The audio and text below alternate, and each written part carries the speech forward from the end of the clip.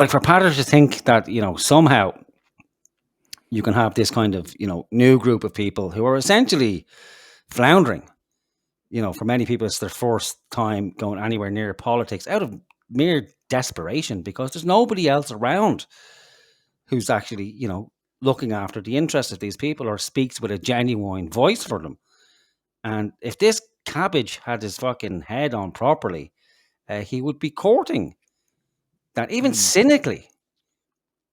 He would be putting himself forward as, listen, channel your energy into me. There's no point bemoaning the fucking fact that there's all this wasted energy and it's not translating into political power.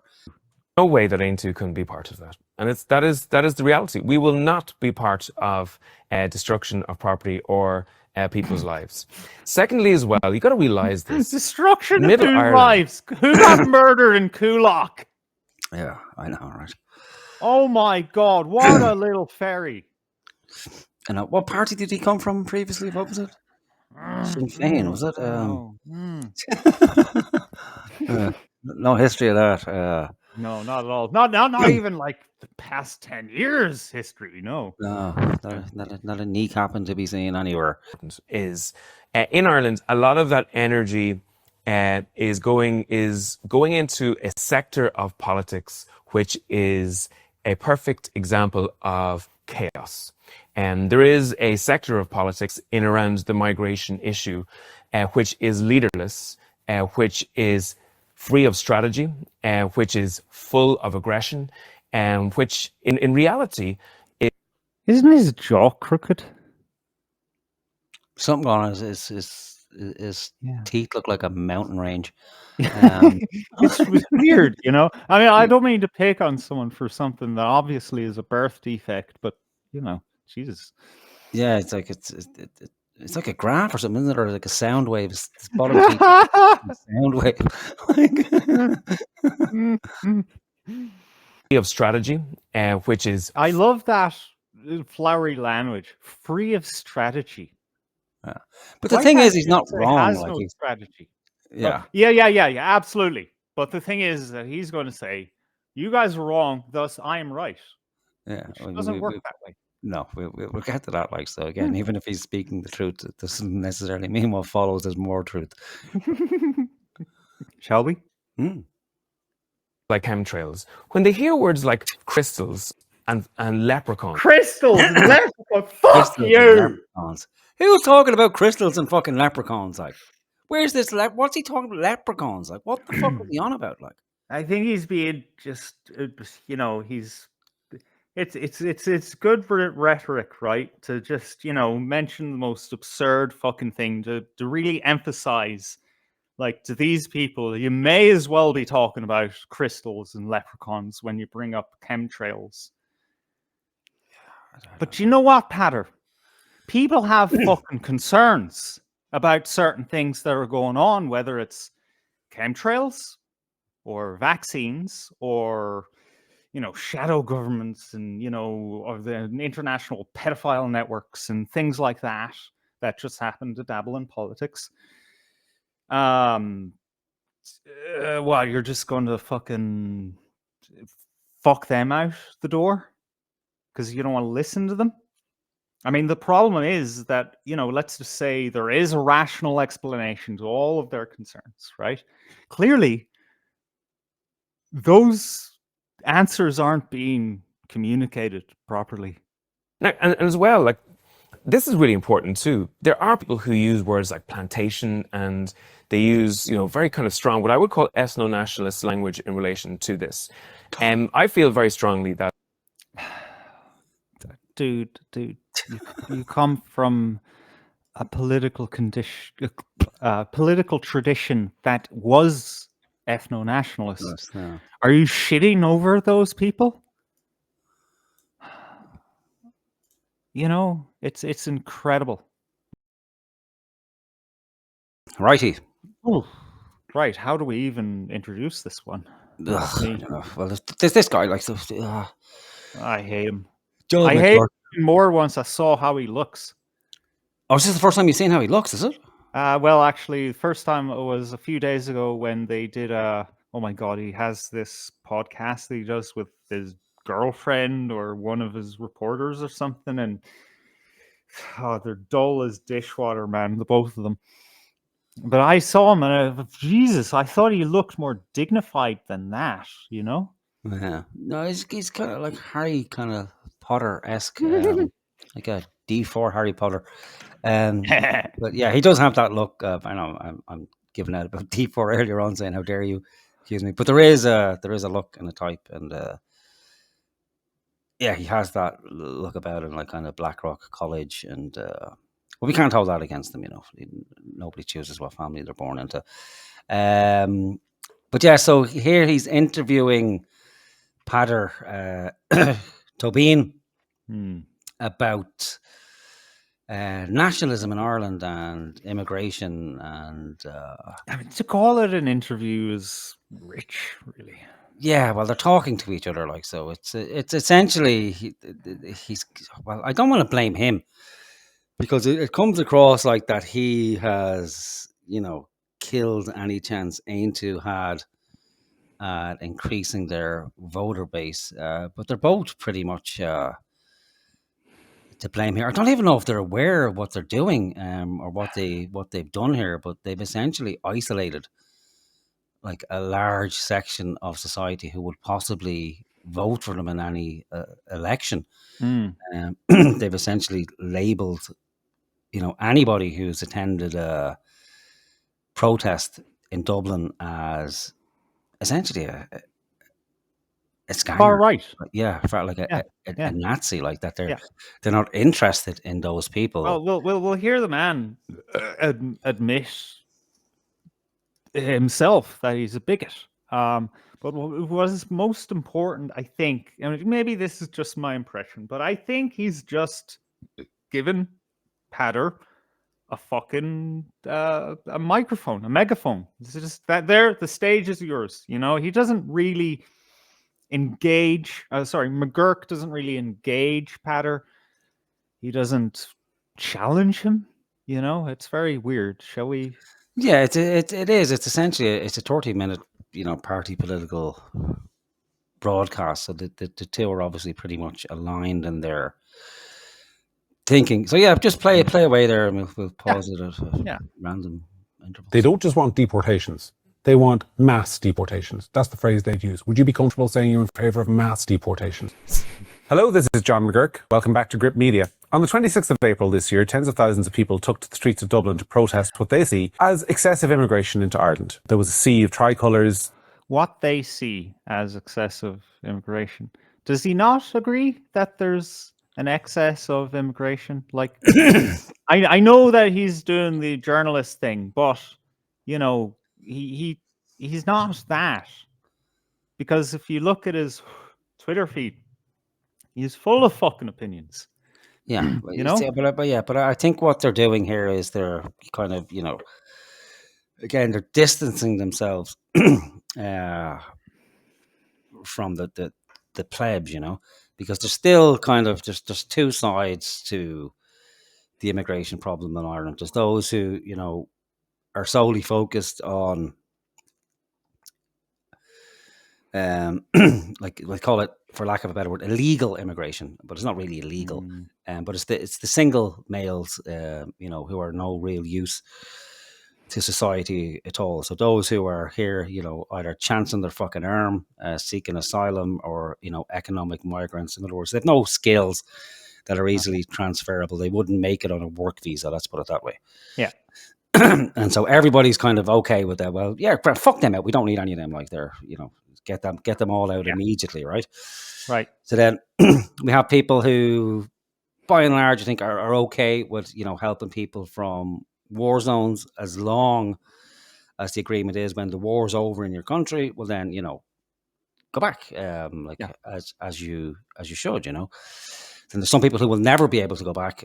You know, people from the Middle East, say, you know, Christians from Syria, and places like that, and people, they're kind of forgotten about in the bigger picture. You know, people see, for better or worse, people just see, you know, a brown man and woman walking down the street with kids who are Middle Eastern looking. I was like, okay, they're fucking Muslims. Get them out, you know. But there's a fair chunk of, you know, Christians, again, from Nigeria, Middle East, who came here because because Anatolia and stuff like that. say again. And the Anatolia area as well. Essentially anywhere fucking Muhammad and his gang went, and like people tend to forget that the whole Middle East was Christian for a fair chunk of time until Islam went around convincing people to join. And still basically the areas that were touched by ISIS and the jihadists and all those crazy fuckers over there. So and it still goes on today. Christians are still being persecuted. So I think people would be okay with that. People would generally be okay, I think, with if there are genuine cases where Muslims have been persecuted and they come here with the understanding that okay, keep your fucking Islam shit to yourself, okay? You won't be persecuted over here. But don't have 15 children and then 10 years down the line start demanding changes in Irish law. But that's not going to happen because it's baked in to that religion that the goal is to take over everything everywhere, and nothing can be done about that. It's hard baked into the ideology. And then there's another section of people who goes, well, if you work, it doesn't matter if you pay tax. It doesn't matter. Like fuck it. It doesn't matter what color you are, what your history is, what your ties are to land. As long as you work like a slave in the field and give your due to the government, sure, everything will be fine. If we only had 50 million more taxpayers, it would be a fucking great country altogether. And McGurk and Patriot and a large section of Irish society fall into that category, either because they genuinely think it's good for the economy, which it is, maybe not so good for the country. And then there's people who kind of use that as a cope because they just can't bring themselves to say, listen, I just want all these fuckers to go. Like, I just want it back the way it was. That way it doesn't appear I'm actually, quote unquote, racist because I don't have a problem as long as you're paying tax. But if you're not paying tax, fuck off. But then by extension, you may as well apply that to everybody in Ireland who's not working, or falls out of employment. Well, oh wait, you're not paying tax anymore, so we can deport you as well. But I think McGurk and Aontú are the mindset, okay, it's only these, quote unquote, illegal migrants that need to go, and we're okay to import, 150,000 Indians every year because, as we all know, Irish people are far too retarded and lazy to do anything themselves. Sure. How did we manage for so long without foreigners? It's a mystery to me. We need to forget about legal immigration and illegal immigration. It's an immigration problem, and this is still our country. We are a very, very capable people. We are an old people. We are more than fucking capable to run our own country. And those people are racists, that these people here, that those grannies, that is that a little boy or a unfortunate looking man? I don't know. Just regular fucking people. Just regular people who, don't are sick of it, have had enough of it, and are probably in the most danger of being quote unquote replaced, because when you bring in hundreds of thousands of people who will work for half the fucking money and are given incentives that other people aren't, you tend to get fucking upset, Angry. And then you fucking should.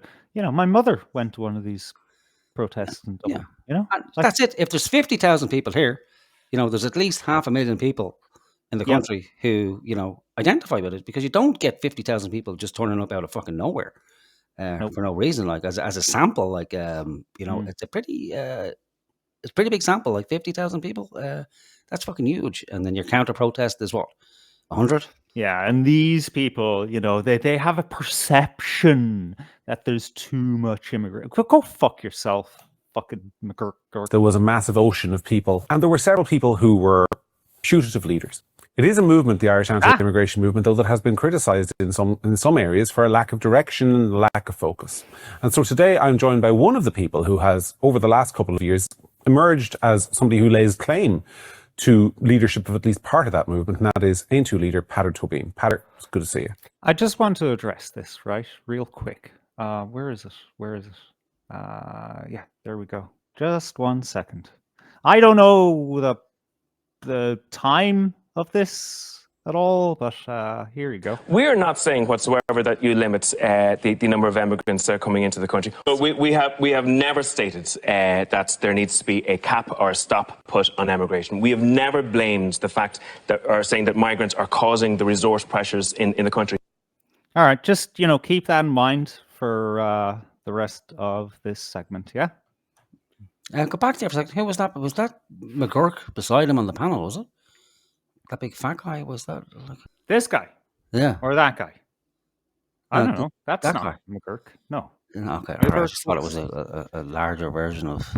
See what I mean by I thought that McGurk actually looked more, serious. Paul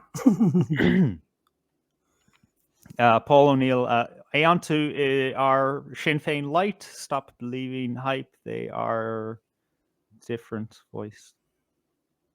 I don't know what that means. But yeah, fucking, they're literally fucking Sinn Féin. Just I think he's saying stop believing the hype about that Aontú are the answer to the problem.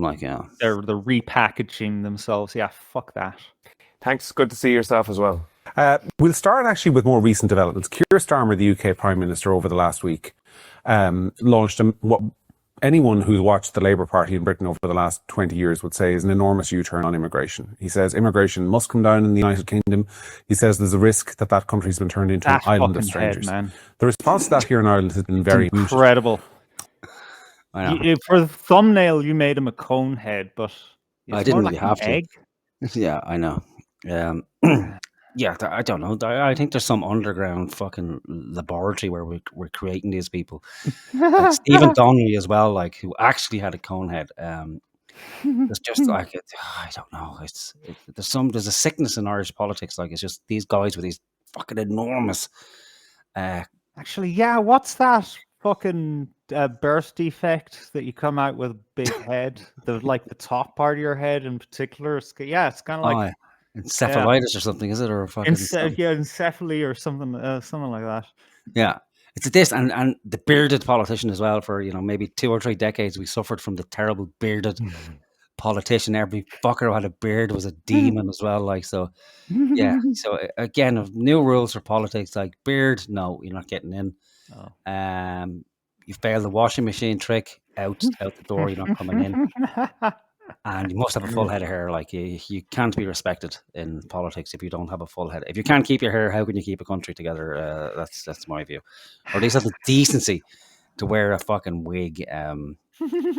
Yeah, because it's like looking at an alien. It's like, yeah, you could paint him green. Yeah, it's like I couldn't keep my eyes off his. If I was talking to him, like I wouldn't hear anything. I'd just be staring at that giant fucking forehead. And where does the forehead actually end and the head begin? It's he's no wrinkles, like he's no frown lines. It's odd, like, isn't it? He's almost emotionless, like, there's no clue of what's going on, like not a wrinkle in the eye. Again, the forehead, maybe it's just the shitty quality of the picture. But yeah, an odd looking creature, and it was previously ginger as well, was he? That's another fucking red flag right there. Yeah, so, ginger. Yeah, you can see there it's still on the top of the head. Yeah.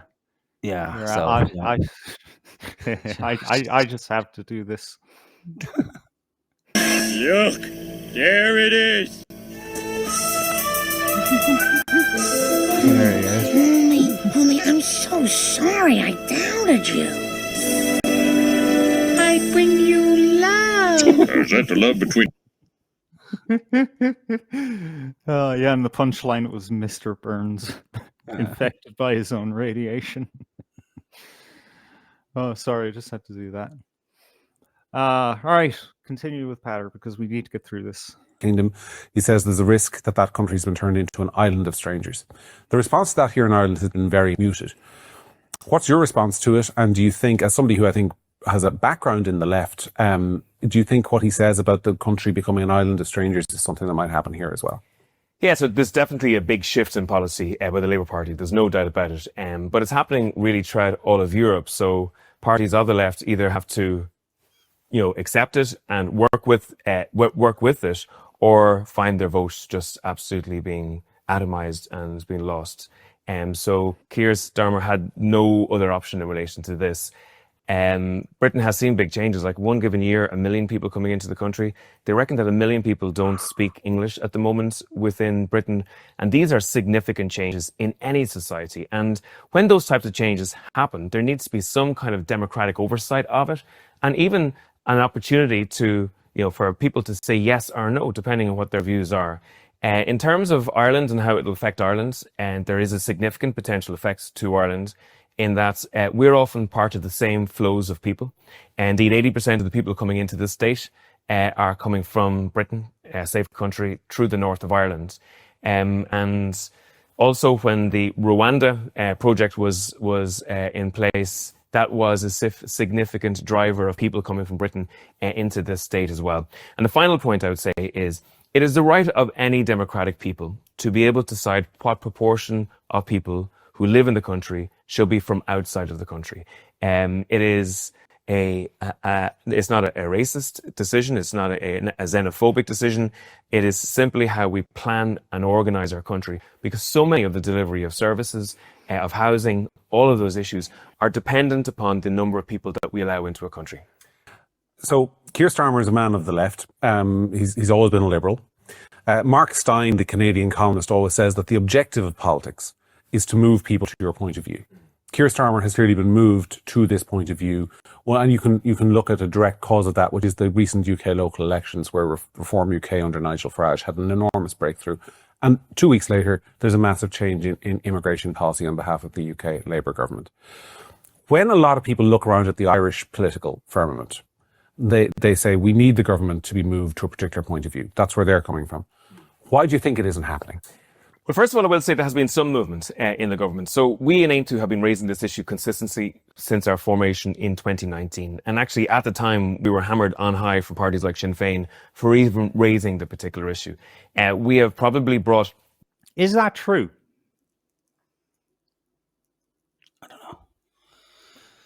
I genuinely, I don't know. Oh man, look at that. I remember a couple of years back, like where they're kind of one of the few voices, objecting to the immigration, or one of the few to bring it up and debate. Everybody else was pretty much a non-issue, or was charging people as racist or whatever. But as far back as 2019, no, I just don't know. I don't know. We'd have to kind of look into it, see, look at all debates and see what was coming up in 2019 from. I don't know. I would want proof from them. I think the burden of proof is on Patriot Tóibín to prove that. It's not going to come from him. But we'll take it as a given anyway. That okay, he was objecting to it in 2019 when it wasn't a very, popular thing to be doing, apparently. But again, it's like, even to just ask a question, like, any question about immigration would have been kind of seen as a brave step, I suppose, back in 2019. That's a terrible photo. He looks smarted or something. I just had to save that freeze frame. Yeah, but again, I think they're one of the few recognised parties who will question immigration. So let's give them that anyway. Okay. 90% of the information that exists in terms of immigration, it was Aontú that brought that into the public domain. So even this week, we found out that the government are spending 1.2 billion euros this year on iPass, which works out at about 33,000 euros per person per year, 100 euros per person per night, which is an extremely high piece of information. We found out that figure about 80% of people coming from the north of Ireland. We found out the figure about 80% of people not being forcibly removed from this country when they failed their deportation figures as well. So by injecting that information into the public domain, we believe that we have been a significant contributor to the actual debate happening at some level in this country. The reason why it hasn't happened to the same level as Britain is, one, we have a media that's more concentrated in the same space. Britain has a left wing and a right wing and a centrist media, so the oxygen of political debate exists in all of those spaces in Britain, while it doesn't really happen here. And the second thing is the first past the post system, to a certain extent, really forces big changes very quickly in terms of voting results. 5 or 6% change in a political party's vote could actually mean a 70 or 80% change in the number of MPs that get elected as well. So that issue, because of the realpolitik, has manifested itself in Britain, but hasn't manifested itself as much in Ireland. The second issue, and an issue I think that's really important, is in Ireland, a lot of that energy is going into a sector of politics which is a perfect example of chaos. And there is a sector of politics in around the migration issue, which is leaderless, which is free of strategy, which is full of aggression, and which in reality Isn't his jaw crooked? Something on his Yeah. teeth look like a mountain range. It's weird, you know. I mean, I don't mean to pick on someone for something that obviously is a birth defect, but you know, Jesus. Yeah, it's like it's like a graph or something, isn't it? Or like a sound wave. His bottom teeth is a sound wave. free of strategy, which is I love that flowery language. Free of strategy. But the Why thing can't is, he's you not say wrong. has Like no he's, strategy. yeah, Yeah, absolutely. But the thing is that he's going to say, "You guys are wrong, thus I am right." yeah. Which doesn't work that way. No, we'll get to that. Like, so again, even if he's speaking the truth, it doesn't necessarily mean what follows is more truth.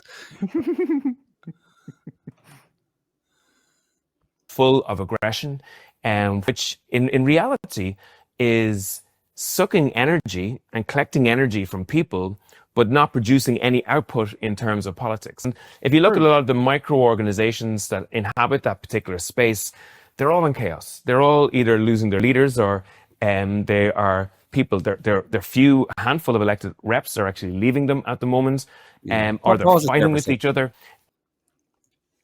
Yeah, Jesus Christ, that's another terrible fucking. What's going on with the fuckers out there? He must have something wrong with his jaw that's causing those teeth to slope like that. Yeah. It's like the Giant's Causeway inside that fucking mouth of his. Poor Patter. Poor Patter. Yeah, I think what Patter's failing to realise, now he's right in everything he's saying, like it's leaderless, it's full of aggression, it's this, it's that, it's not producing anything political. It's not going to, really, because that's not what it's born of. Like it's born of frustration and anger and chaos, and because that's essentially what it is. What people want from it is, one, for these IPA centres not to go into their communities, for the people who are here to fuck off and to have a fair shake at just making a decent living. And, you know, they don't really give a fuck about the government. If the whole place burned down in the morning, I could pretty much say they would be quite happy about it. The likes of Malachy Steenson and the smaller parties, they're there to kind of manage that anger, because, you know, Malachy came on the scene at I can't remember the name of the IPA centre, but you probably remember back, it was like Dublin City Centre. I think it was the old ESB building or the old gas building. Yeah, ESB building, yeah. Yeah, and so the locals found out that the guys were going in, and there was almost a riot. And then Malachy Steenson, being a well-known guy in the area, came around and managed the situation. And I heard an interview of him later, and he recognised like that there's a lot of fucking anger around this. If it's not properly managed, it's going to blow up and it will become a disaster. And he said there was nobody in the area who was managing that, so he basically essentially put himself forward as a kind of a channel for people to focus, you know, the energy towards Malachy, and then Malachy can, you know, take it forward from there. And he's done a pretty good job with it, really. In fairness, it hasn't translated to him into any sort of political power, because I think the adherents, they're not coming from any kind of one constituency.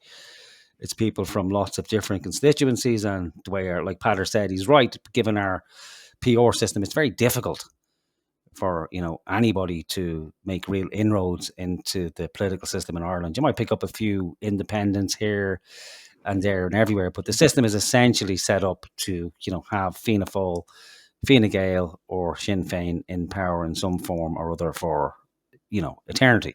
Yeah. again, it's not Absolutely. like the UK system where you could just have a Reform Party, then it's first past the post, and then you magically get elected. Like for Patriot to think that somehow you can have this kind of new group of people who are essentially floundering. For many people, it's their first time going anywhere near politics out of mere desperation because there's nobody else around who's actually, looking after the interests of these people or speaks with a genuine voice for them. And if this cabbage had his fucking head on properly, he would be courting that, even cynically. He would be putting himself forward as, listen, channel your energy into me. There's no point bemoaning the fucking fact that there's all this wasted energy and it's not translating into political power. Because the people aren't really, they're not politically aligned. There is no large political party. It's kind of finding its feet at the moment. That will emerge eventually if everything doesn't go to hell in the handbasket in the interim. But really, if he was politically savvy, it would be him who's, inserting himself into the picture, and it would be him who would be, appearing at the custom house and giving a speech to the people. And yes, he would get jeered by a certain section, but he won't, because it's too toxic for him to be associated with those kind of people. He can't do it because it won't sit well with Middle Ireland, I think, as he puts it, and he won't jeopardize what power they have to go and court that section of society. And he would be smeared and accused of being a racist and associated with the likes of the greatest rapist in the history of the world, weighing in at 220 pounds, Conor McGregor, and the likes of all those kind of people from inner city Dublin. And again, that may be wise for him because it could. Yeah, it's messy. But he could. If he was wise, he could, take that energy, manage it, shape it into something more respectable to the so-called Middle Ireland. Well, no, take advantage of it, but no, actually, I think what you're really searching for here is the word, like, if he wanted to, like, as in, like, genuinely, like, this matters to him, then he would fucking do it. Is that true? Yeah. Thing to say. Look, he's the guy. I don't know. For me, anyway, growing up, being told what a man is, a man sees something that's broken, he fucking fixes it. What Tóibín is about to do in the next minute or two is he's just going to say, well, fuck that whole machine anyway. We don't need it. And the machine just happens to be the fucking people, Shall we play on?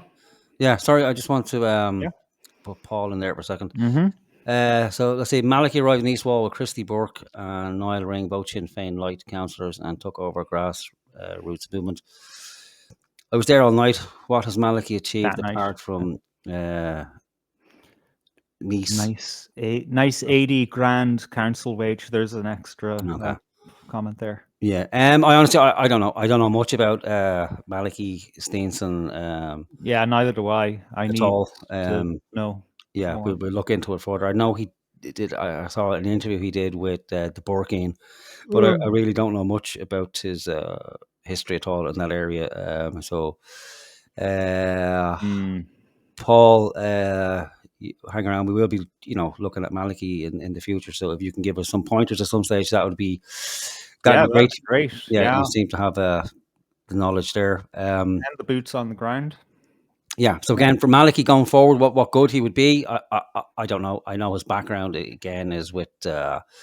Essentially, we're looking at another fucking socialist / communist, which people would be kind of nervous about. But anyway, we'll get sidetracked with that. So we'll stick with Patter. So sorry, carry on there. Yeah. No, it was necessary to look to address that. Yeah. And my worry is that political space is actually a gift to Fianna Fáil, Fine Gael and Sinn Féin. If I was the government, I would be absolutely delighted with the political chaos that exists in that space, because Why does he talk like that? That's right, Count Dracula. It's Yeah. it's fucking snobbish, man. Where is he from?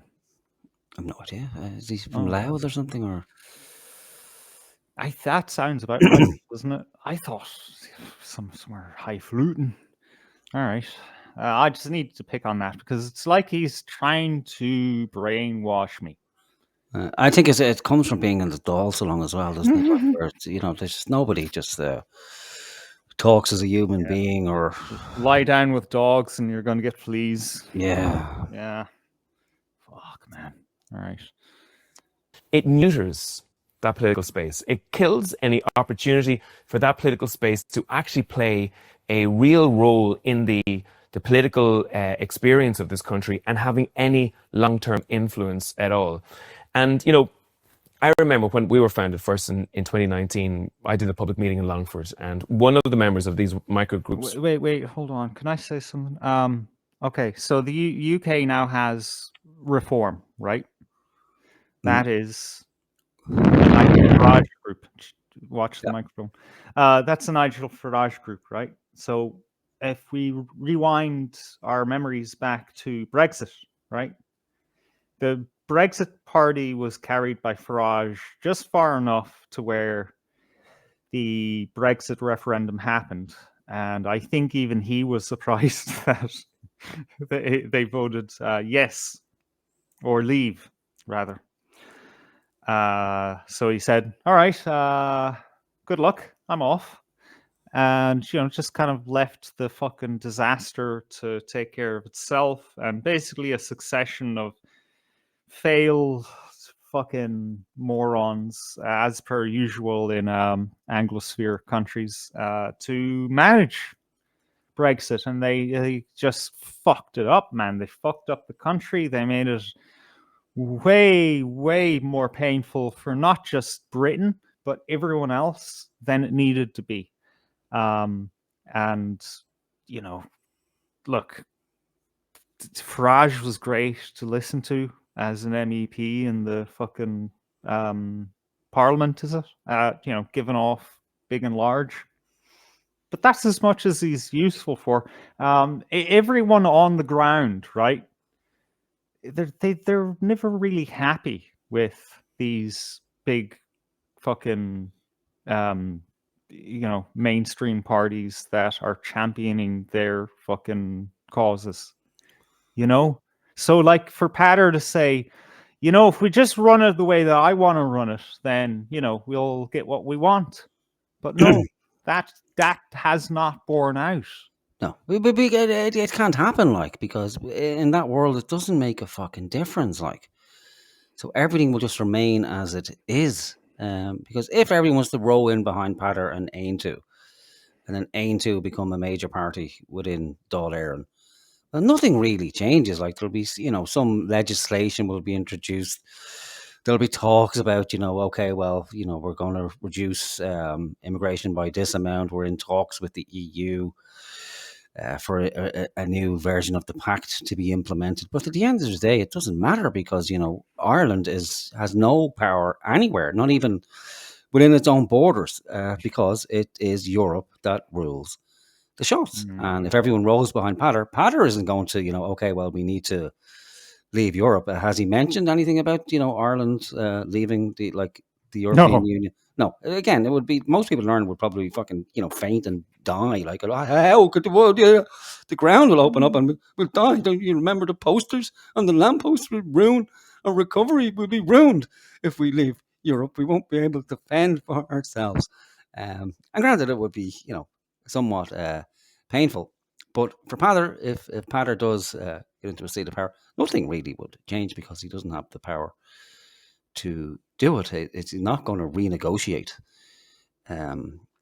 with Europe about how many people are coming into the country. If the guys in the UK decide to just go, okay, well, we have a great fucking release valve here with the paddies.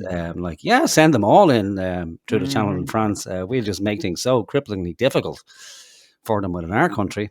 that, they're just going to get the ferry across to the north and then taxi or bus down to the south, and then the paddies can look after them. Like, what a great fucking deal, And then Peadar won't be able to do anything about it. What's he going to do? Put a hard border between north and south? I don't think so. So the only real way change is going to happen, and what I think would be good for the country is that, there is no party political system, essentially. Like, that comes crashing down to the ground.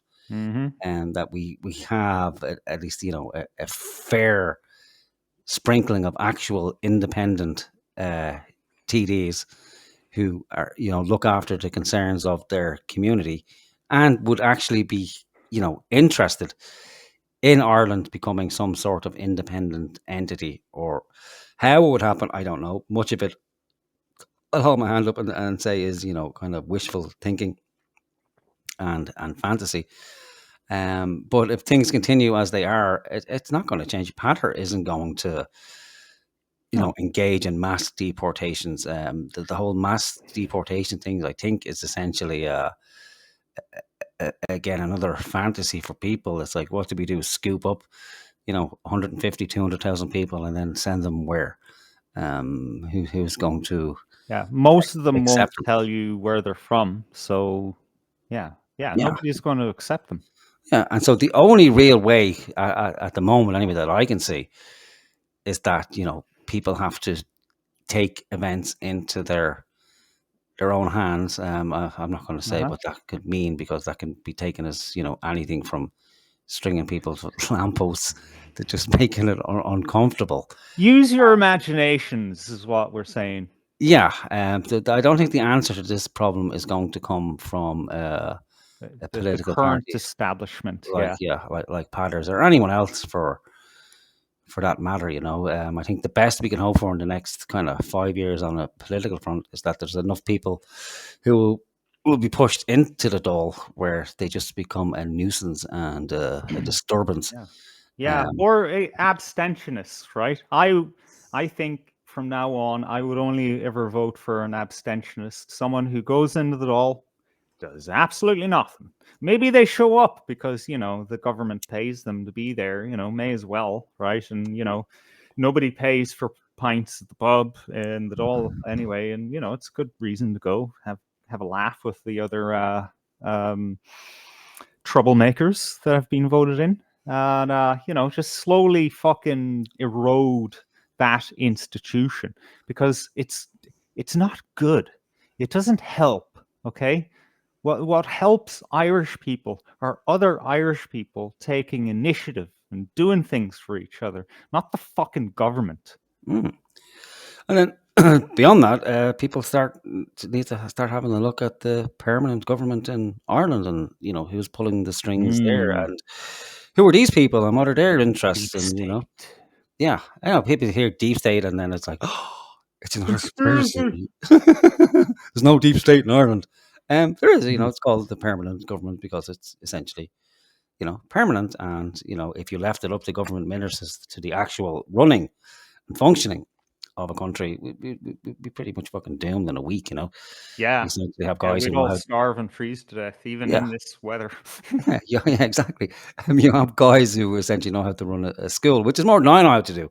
But people need to start getting educated about, who are, the heads of the departments of government and what are their links and what's the history of their finances. And this is what our media should be doing. Like, this is what the Irish Times and the independent journalists should be doing in a fair world, but they're not, because they're part of the same establishment, and so because that lacks, there's a deficit in that kind of reporting in Ireland. Well, then it falls upon the average citizen, which it should be. I think that's what it should be. That's what a real citizen should be: somebody who excels in everything they can. And if there's a gap in the market, well, then, in the absence of anyone else filling it, you fill it to the best of your ability, and put the information out there, and then, someone else can add to it, and it can grow, and the end result will hopefully be beneficial to all. But I think people get a little bit upset because a lot of people put the kind of hard work in to doing research, and then somebody comes along who, gets a bit of a push and they take the credit for all the hard work. And I see that again a lot with the kind of grassroots guys in the broader nationalist movement, like some of the smaller groups, the micro groups Patter is talking about, the ones who push this whole situation Let's forward. not use his language, please. Yeah, it's okay. It's okay. Just because Patter's referring to it, like, but these are the guys who pushed it all forward, who brought it all to the front. It's not to say Patter hasn't done work by getting information from government by asking absolutely. questions. I'll give him that. That's what he should be doing. Yeah. And then even people, even in this somewhere as as silly as X and stuff like that. But again, smaller groups and just individuals have been doing hard work, like investigating the people involved in the IPAS centres. I think the IGO Cafe and stuff like that. And then someone will come along and take that work. I think the likes of Nick Delahunty, and then popularise it, but not give credit to where the original research was done.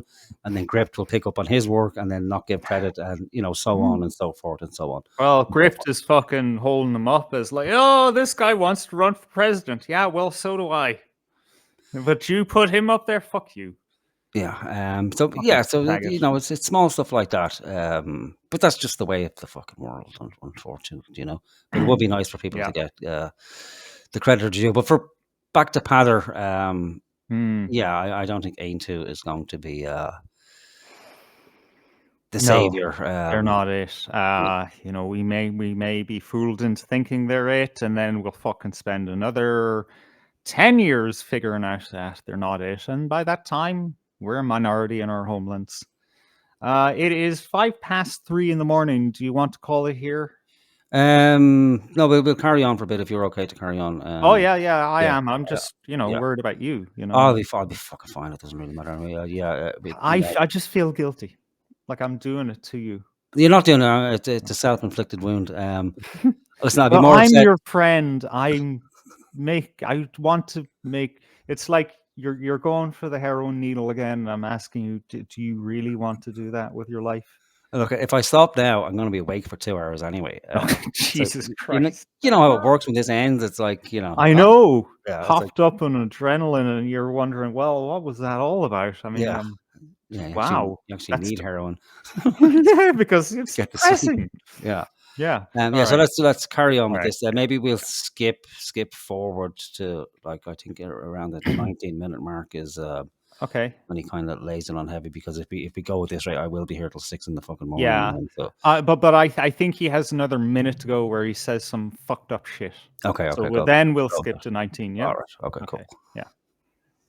Was at the meeting, and let's go and I remember when we were founded first in 2019, I did a public meeting in Longford, and one of the members of these micro groups was at the meeting, and he heckled me throughout the whole meeting. And at the end of the meeting, he went up to me and said, like, why are you heckling? Wait. Did McGurk just light a cigarette or take a vape? Sorry, I know we need to be, we need to mind our clock here, but watch this. I did a public meeting in Longford, and one of the members of these micro groups was at the meeting, and he heckled me throughout the whole meeting. And at the end of the meeting... No, sorry, that was just an artifact. What happened was you lit your cigarette.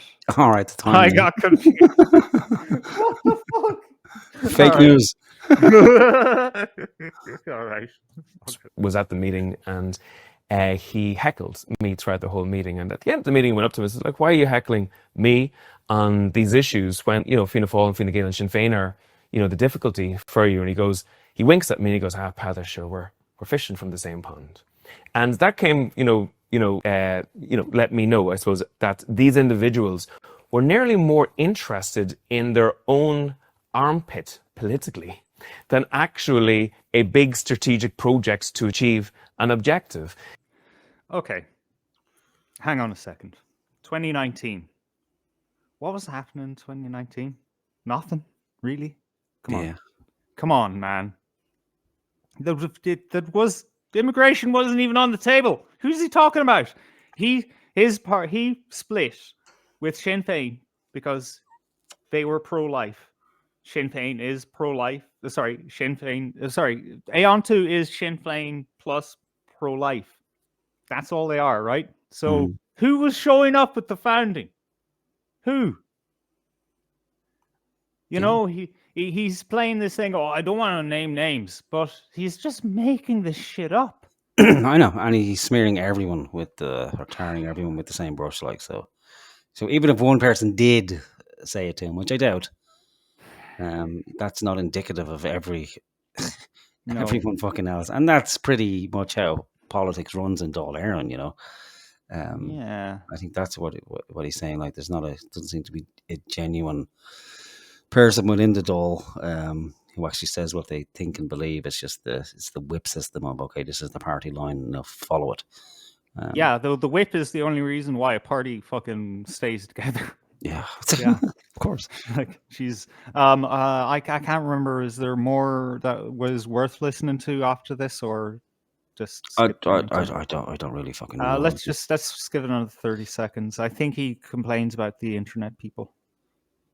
And if you look at, for example, social media is hammered with so many individual accounts that aim to pull down, to trash, to break up, to to have a negative influence on all around them, rather than building strategically, rather than trying to work with individuals who might have some ability to pull people together. And we had, for example, an interesting experience there a fortnight ago in Trim. This is Trim, yes. Yeah, so in Trim, we held a public meeting on an iPass location in Trim, and our local councillor Dave Boyne, held the meeting. He organised it in part with 2 community groups within Trim.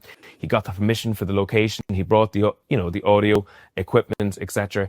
And he was good enough to pass the microphone to an individual who spoke at the end of the meeting. And that individual who spoke at the end of the meeting, rather than actually see an opportunity to kind of bring people, create connections, to create alliances, to join energy, ripped into Dave, etc., and made a lot of allegations that were completely untrue. So made allegations that Aontú haven't been involved in trying to politically push back against the government in any way over the last 5 years, but patently that is not the case. And of course, after the meeting, the individual goes up with the phone into the face, and rather than let the person answer, there's a gotcha moment for social media to throw up and to distort literally what actually happens at that particular meeting. Now, Speaking of distorting things, maybe he goes on later to say this explicitly, but he's painting this as like, this is an unpopular opinion that this woman. I saw the video. She got up on stage and said, "Actually, you know what? You, the guy that Peadar mentioned, you've been useless, and your party is useless." And you know what? The crowd cheered because she was right, and they agreed with her, and she was very well spoken.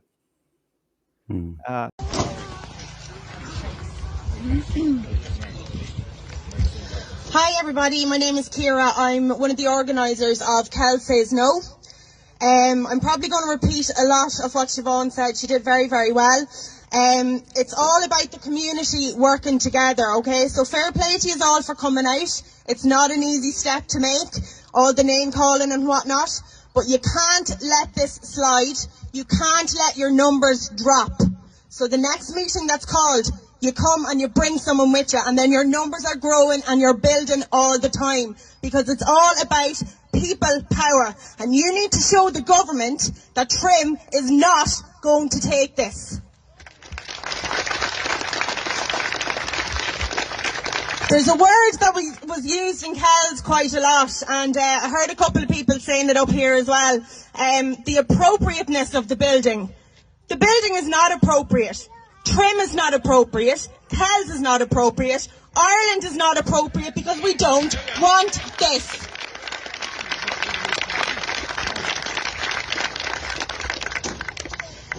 The government signed a migration pact on all of our behalf in 2018, okay? The government are doing this to every single community.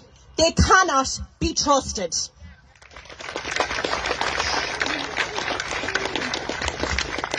And lastly, I just want to say, Dave, where has Aontú been the last couple of years? Because, no, just hear me out now. Just hear me out. Okay? Because we are knee deep into a plantation, and yet they're all coming out of the woodwork now. So what's that all about? You know I'm right. I can see it in you. You know I'm right. We are knee deep into a plantation. The country is absolutely destroyed. And all of a sudden, Aontú are coming out to be what? The saviour. Do you know what's going to win this? All these people here. People power. That's what's going to win this. Aontú, Sinn Féin, Fianna Fáil, Fine Gael are not going to win this. Trim are going to win this. Meath are going to win this. Ireland are going to win this. Thanks.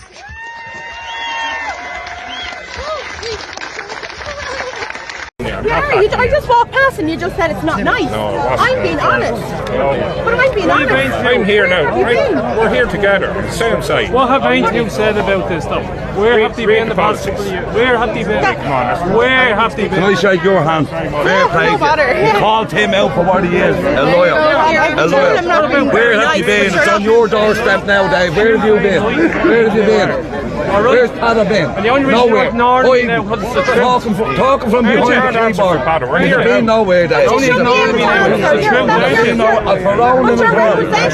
be the very same as Lowry. I said this to you online. We're going to lead them down the garden path. The community of Trim is better off staying well away from any political parties in this country. Without a doubt, stay away from Aontú. 5 years He's done nothing. They've done nothing. Nothing. I'm tied from the Irish communities together. And now it's over. He wants to call it over because he's called My advice to everybody in this community, stay well away from any political party leading the chase. They're going to lead you down the garden path. So I just needed to make sure that got in. I don't know. Do you have something to say, or shall we skip the night? Yeah, no, they're all on this fucking on the same track with the internet train. You know, it's like we need to like manage it, make it illegal for people to edit. I suppose he does have a point that, you know, okay, well, there is the gotcha moment, but nothing's going to gain traction if everything is just okay. Well, you need to go in, you know, from the moment you get there, start recording, record the whole event, then release it. It's not dull fucking airing, you know, like there's not a written record of events, and then where it's so managed and so controlled, and because everything is recorded, that nobody really says anything of substance anyway. It's just mostly just fucking waffle. Like you've got 2 minutes, you've got 2 minutes. I think what he's missing is that people are so fucking fed up that they don't want to hear it anymore. They don't want to wait another 10 to 15 years to get this, you know, this cohesive movement together and for everybody to row in behind Aontú and then everybody to fall under the party whip system, and then, you know, nobody can really express what they want to say because then the career is depending on holding line with the whip, or they don't want to be cast into the wilderness. And so people are fucking done, like, and people are frustrated. And again, you've got to give it to him. Like, there's only so much he can do, I guess, as an opposition TD, you know, and he can't get up in the Dáil and start screaming, you know, get them out, get them out, get them out, or shit like that. But for the leader of a political party to be whinging and moaning about this it's pathetic, really. It's like, just fucking forget about it, move on. Why bother your whole? We even mentioned that you're upset about somebody posting something online and it was you know, taken out of context, or it was or it wasn't. Like, who fucking cares? Yeah, you get to go on RTE, motherfucker. Yeah, it's just this. It's a smear campaign. From what I can say, is like, oh, these people are just detestable. They're deplorables. Right. They shouldn't be listened to. They should be ignored. They're not civilized enough for the Dáil, really. Is this what people want in the Dáil? For these, you know, fucking unruly, unwashed. Yes, Peadar. That's exactly what I want. Yeah, that's what we all want, because we're sick of the fucking nonsense, the inauthentic horseshit that passes for debate in the Dáil. And granted, Peadar is, you know, the best of the worst. Let's put it that way. The best at what? Well, just that raising a point, some level of fucking... yeah, I suppose, yeah. Yeah, you know, so at least he's willing to say, listen, there's a problem with immigration. and there is that element of society, and it's large enough that, again, still can bring themselves to say, like, you know, this is an issue. So it has to be presented in, you know, kind of a polite dinner party way. But again, I don't know enough about Patter or his party because, you know, even for me to be talking about politics, I gave up on politics a long time ago and, you know, lost kind of a lot of interest in it because, you know, it's so disheartening at the end of the day because, you know, nothing ever changes. It always stays the fucking same. And so, to my mind, what we need is as many crazy fuckers as possible. If people do roll behind this guy and he does, you know, get into a position of power, forms a coalition, but God knows who, you know, there's going to be no... God, it's going to have to be a coalition, like... Yeah, will always be a coalition, so they'll give him the poison chalice, and then, you know, his career will be ruined because there's not really much he can... I hate this TV show. It's been going on for fucking nearly a century. Just stop. Yeah. So what we do, we have a real kind of grassroots movement. We have, you know, people are pissed off, and there is no opposition. There's no, you know, unified opposition in Ireland. By Patter's own admission, it's not going to happen. He doesn't want to align with these people anyway. What he wants these people is to turn into nice, respectable Middle Ireland type people, and then just come over to his side and join the fold. That's not going to fucking happen. Oh, I hate this guy. So we're just going to have to, you know, deal with the chaos. The numbers will, you know, continue to swell as people become more disillusioned, as people become more, quote unquote, radicalized. And eventually something's got to fucking give. It'll probably be a civil war. We'll probably take a real civil war to change fucking anything in this country. But who knows? Like the world is so bizarre. I'm not ruling anything out at this stage. But it's a bit incredulous for Patter to just, you know, if you can ask, you know, 500,000 people, if you could just be a little bit more like Middle Ireland, and then we can, you know, we can gently, you know, wake those people up and, you know, excuse me, you wouldn't mind if we had an old chat about the country and the trajectory we're heading on. Please, over a cup of tea, if you don't mind. There you go. Careful now. Down with this sort of thing. Careful now. Down with this sort of thing. Well, the horse is bolted, Patter. If there's 50,000 people on the streets of Dublin, you know, and a large majority of them are screaming, "Get them out! Get them out! Get them out!" Time is gone, where it's like, let's have a nice conversation about it. Yeah. Trying to do down the only real opposition that exists in terms of Fianna Fáil, Fine Gael and Sinn Féin. On the other hand, though, we've just gotten news today that the proposed iPass centre in Coolock, I don't know if you heard of that, is not now going to proceed. After a protest there by local people that was at times fractious, at times angry, and at times frankly unpleasant. And I don't say that to attack the people who were involved in that protest. I'm saying it was street warfare on some levels, and that has happened. But a lot of people, I think, Patter, who are looking at your party would say, well, Aontú weren't there with us in Coolock. I'm like, did you accept that criticism? Now, I suppose here's the first thing, right? There were people standing on top of Garda cars, smashing up Garda cars outside of Coolock. There's no... Really? That's what he leads with? Ugh. Disgusting, Patter. Fuck you. No way that Aontú can be part of that. And that is the reality. We will not be part of destruction of property or people's lives. Secondly, as well, you got to realise this. Destruction of whose lives? Who got murdered in Coolock? Yeah, I know, right? Oh my God, what a little fairy. And what party did he come from previously? What was it? Sinn Féin, was it? No history of that. No, not at all. Not even like the past 10 years history, no. No, not a kneecapping to be seen anywhere. But of course, that was the political wing. Yeah, again, what is he doing? Like, what's the point in like, it makes no fucking sense. Like, well, you know what? Actually, you nailed it there. It's not the right revolution. He supports a revolution, right? But not this revolution. You know, the people, the one that people are actively fucking interested in having. Yeah. I know. Again, it's all very fucking bizarre. Like, because, like, people were mentioning, so he's former Sinn Féin. So again, it you would imagine, like, is this guy into class politics, or does that like what does Aontú stand for? Is it essential, like you said, it's just Sinn Féin, but they're pro-life, nothing else? You know what? I haven't looked at their manifesto, but yeah. Because I don't fucking know, like, because like the only reason people are voting for them is because of their stance on immigration. That they've acknowledged that there's a problem. And they're not happy, and they want some level of accountability around the whole immigration system and the iPass system. But as we've seen previously, he doesn't want a cap. He's never said anything that there is no cap. So I don't know what the fuck is the guy doing other than just some sort of controlled opposition to funnel people into his party and soak up that energy. But that doesn't even make sense, because the last 10 minutes he's been saying, like, stay away from me, I don't want anything to do with you people. You're standing on guarded cars, you're ruining people's lives by protesting in the wrong manner.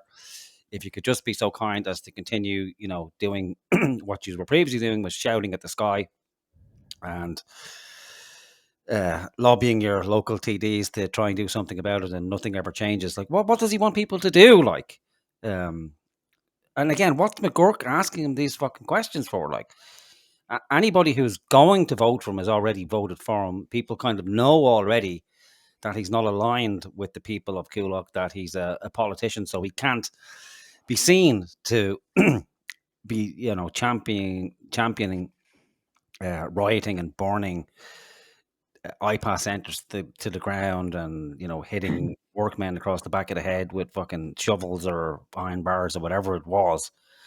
So it's no mystery. But again, I don't know if the guy is deep down, if he's just a decent guy.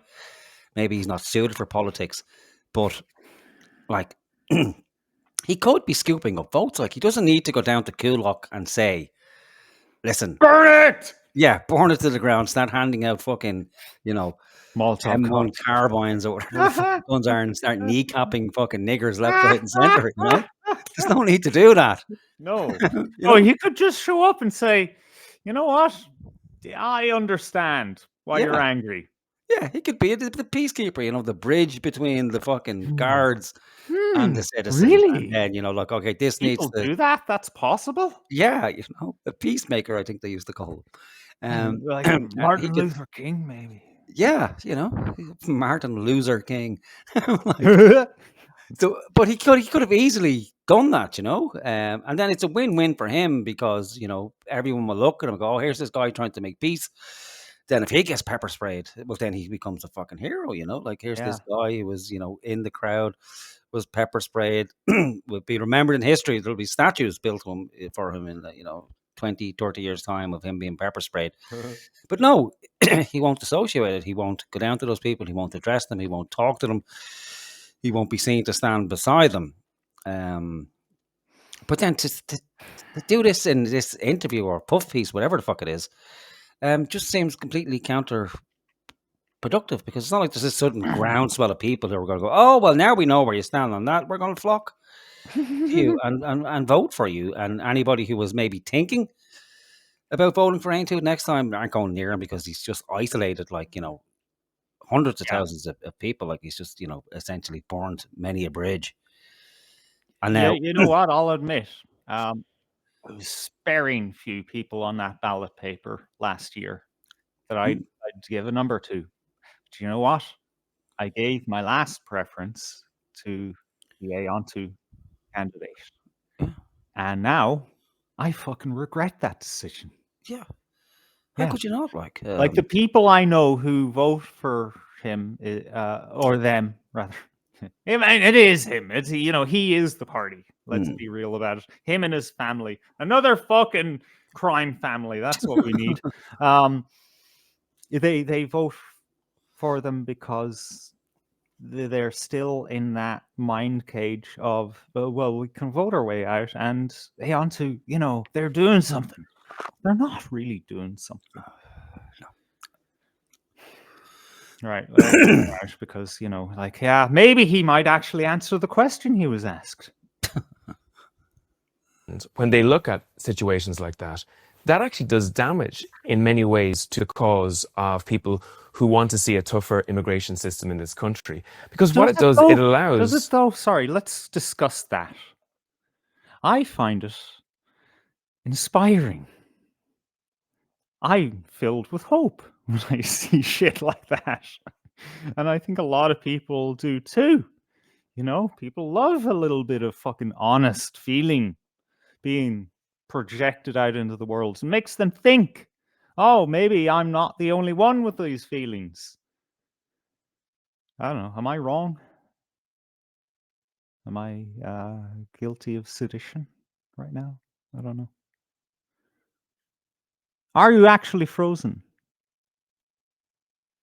I think Morgan is frozen.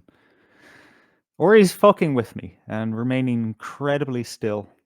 It's weird these days, you know, it always used to be a thing of, oh, fucking Irish internet, but actually it has significantly improved in quality in the last 5 years.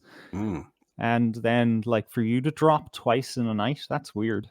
Yeah, I don't know. I don't know. It could be. All right, let's listen to more of this gobshite. The more I listen, the more I hate him.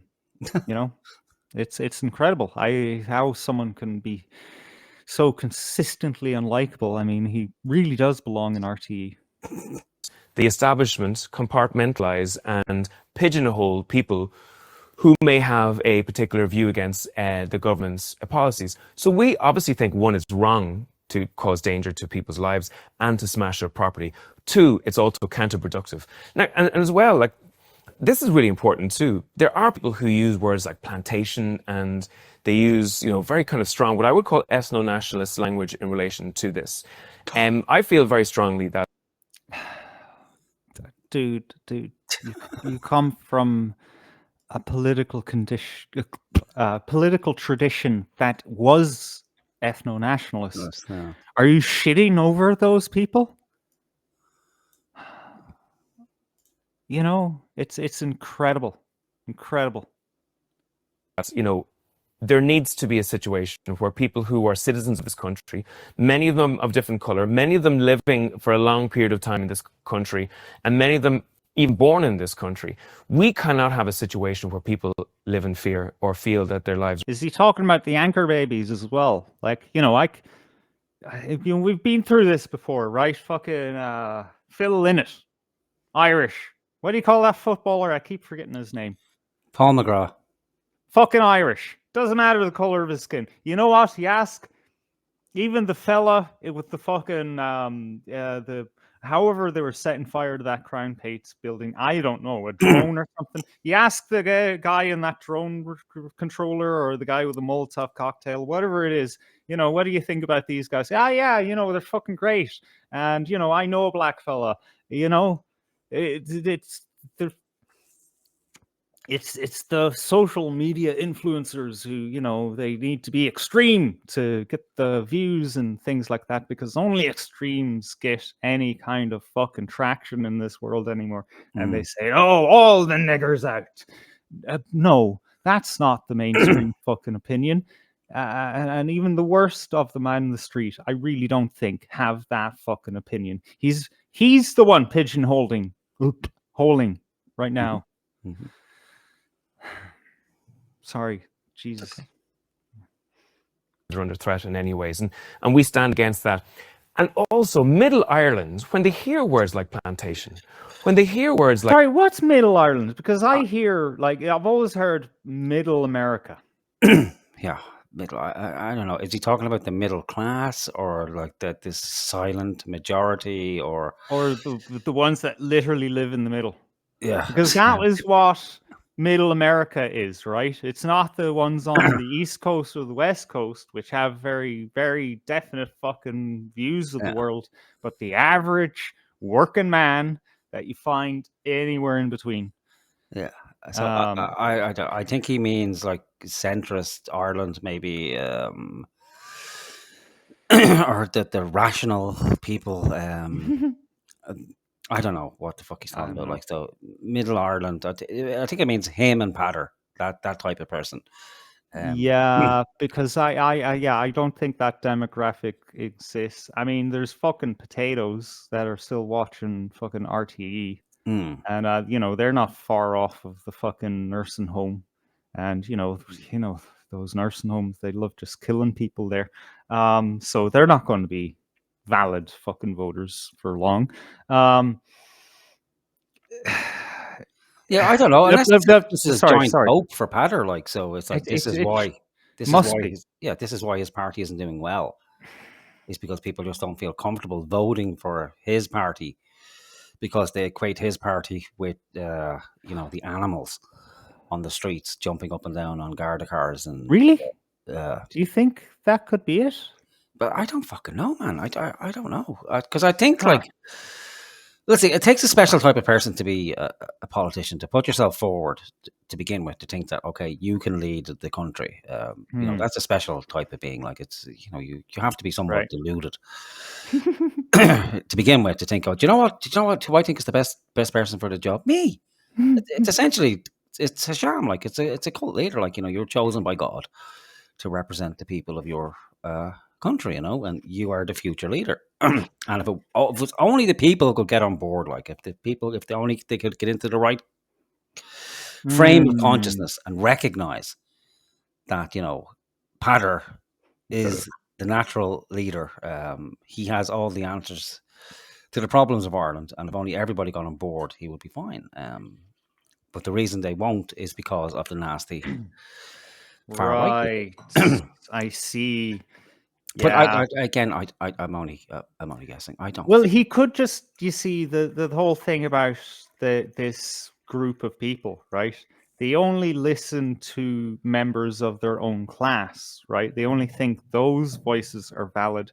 And in that class, you have the different wings of politics. So the people of their class on the other side, the left, are saying, oh, you know what?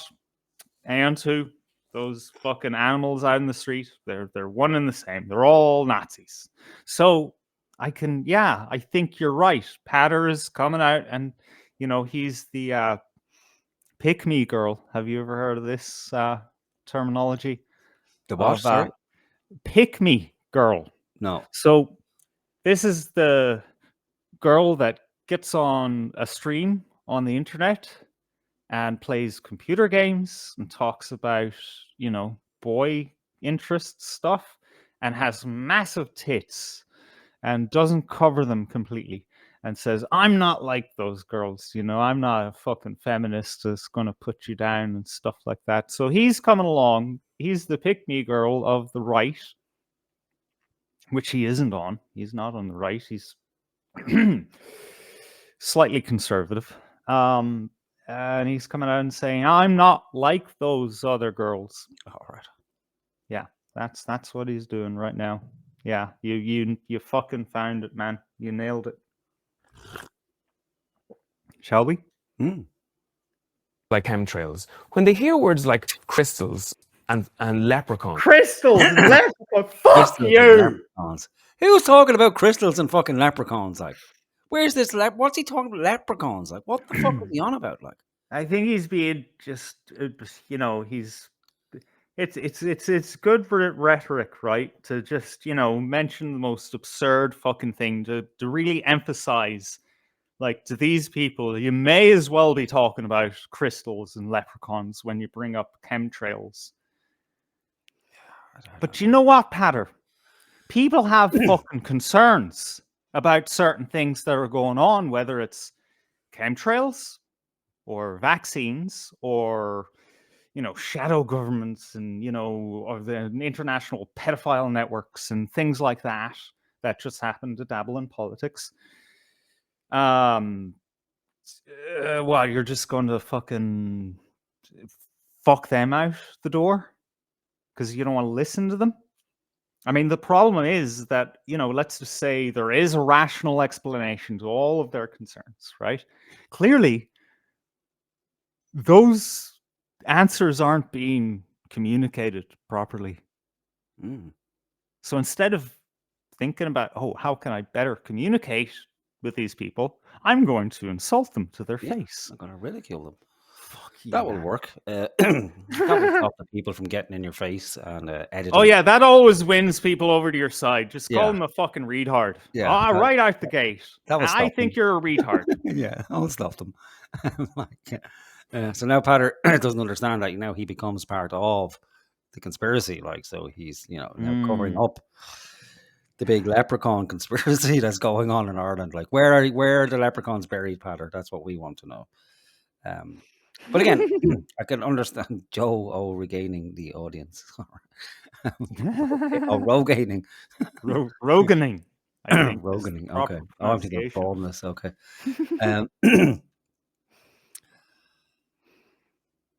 What was I saying? I don't fucking know anymore. This guy just pisses me off so much. Fucking, where are the leprechauns? Leprechauns, yeah.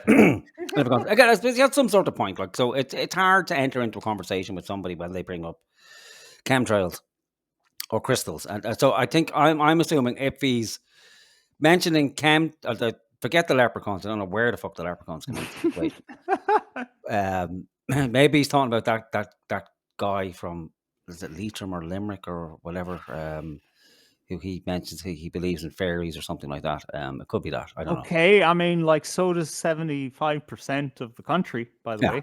But again, we're talking about this guy who's in politics. So, there's no room in politics for conversations around crystals or leprechauns and fairies. There's no legislation. There hasn't been any fairy legislation, I think, foundation of the state. It's just not there. Like, there's people are fox hunting. That's as far as it goes. Like fairies, protection fairies, maybe a fairy tree, a fairy fort every now and again that comes up in the doll. Like that, we need to protect the fairy fort. Yeah, locally it could. Yeah, but chemtrails is like, we're not fucking entertaining that at all. Like we're not getting involved with this nonsense whatsoever. Yeah, even though fucking the British government is currently passing a law to block out the sun. Yeah, I know, right? No, they don't put stuff in the sky. Are you crazy? So then, if he's talking about crystals, I maybe he's talking about orgone, because they go kind of hand in hand. The cloud busting crystals, for lack of a better word, or maybe he's just talking about the kind of new age people who believe in crystals and the power of crystals. But again, you're right. He could engage with that, easily, and then let's put an end to this question once and for all. Let's actually, investigate it, and it is a real thing, like. That when people look up at the fucking clouds and they see the sky being destroyed, now whether it's some toxic poison or a plan to block out the sun, aesthetically it's disgusting, it's upsetting. Yeah, and when people know, and it's harmful. Yeah, people know when they look up, there's something fucking wrong. Yeah, like we said before, the Japanese government have recognized that it is a problem, and they've made sure that when planes fly at a certain altitude. Or they can't fly above a certain altitude, so the chemtrails can't form. Right. And so I think most people would be happy if they looked up at the sky and they didn't see it being destroyed, and it doesn't look like something out of a science fiction fucking movie where it does look like that. Doesn't it does. It looks like the end of the fucking world. Like the aliens are here and they're poisoning the planet. Yeah. People will be happy with that. If they wanted to spray us to kill us, they could do it at a lower altitude and no one would be any the wiser. If it's a plan to block out the sun, I know it. I don't even think it reduces temperature. I think the temperature actually increases because the heat gets trapped between the cloud cover and the ground cover, and it gets slightly colder at nighttime or something like that. But it should be addressed, like not just dismissed as nonsense, like or these people are fucking insane, crazy. Maybe they are, but this is not the way to do it. Like you should, like you're supposed to be a statesman, for Christ's sake. So you should be, I'm aware of these issues personally. I don't believe in them if that's what he believes, or just be honest about it. Like I haven't looked into it that deeply, but to simply wave your hand and dismiss. And put everybody in the same boat. So he's making this false equivalence that he's associating chemtrails and crystals and leprechauns with Kulak and people who are protesting en masse. Like it's disgusting, really. It's low down. It's dirty, man. Yeah. It's fucking dirty. You want the message so Middle Ireland will be persuaded by it. There's a segment of the very far edges of this particular movement who are doing significant damage to a reasonable discussion of citizens around what our country will be like, how we will deal with the number of newcomers that are coming into the country, how we can make sure that it's a strict system, that it reduces in numbers, that it becomes to a sustainable situation in this country. And sustainable. No cap on immigration, but sustainable immigration, as in, just gradually fucking replace. Yeah. He's even embarrassed himself. Like, look at that look on his face, like when he said that. He's like, oops, oh shit. Let the cat out of the bag. You want this to sustain something, man. How do you sustain something, Patter? Oh, it's a continuation of a thing, is it? Okay. Yeah. Yeah. So, yeah, and you're right. Who are these people? The ones who are effective at getting the message across at the moment. The likes of the people in Kulak. The thing is, people don't want it to be sustainable. People don't want a reduction. They want an end to it, because if it's sustained, well, then it ends in the demographic replacement of the native people. Granted, you still have your taxpayers, and that's all that matters, really, isn't it? Like, you still have your taxpayers, or will you? Will they be willing to work? A couple of 100,000 more Muslims be willing to work for you. I don't mean to shit on Muslims, but it's just fun. But that there are a fair section of Muslims out there who currently view what's happening in Europe and coming over here and other countries and essentially doing fuck all, like just sitting around in a hotel room collecting whatever benefits are going from the government. They see that as a type of jizya, a modern jizya, where the kafirs work and pay taxes, and then the Muslims collect them. They do nothing, because the infidels will work while they collect the jizya. They don't even have to do it anymore. They don't even need a sword. They just need to sit back and have the host government do it for them, and everything's fucking hunky dory. But yeah, Paddy, he's just told us there that nothing will change with Patter. It's just he doesn't want people to be frightened. He wants to kind of lower the volume down from 11 to 10. So it's sustainable, so we can keep it going. People don't want to sustain it; they want to end it, Patter. And if it's not done politically, well, then it will be done by other means. Yeah, whatever means necessary is good old. There has got to be a way.